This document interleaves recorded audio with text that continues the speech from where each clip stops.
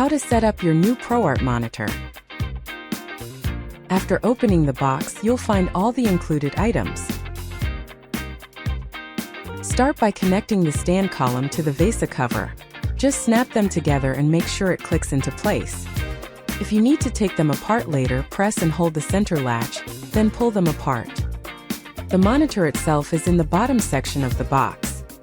The monitor features VESA-compatible mounting holes on the back. Slide the tabs on the stand into the slots on the monitor's VESA area. To remove it, just press the release button and then detach the stand from the monitor. Next, attach the base and fasten the bundled screw. Once everything is secure, lift the monitor out of the box. Your ProArt display is now ready to use.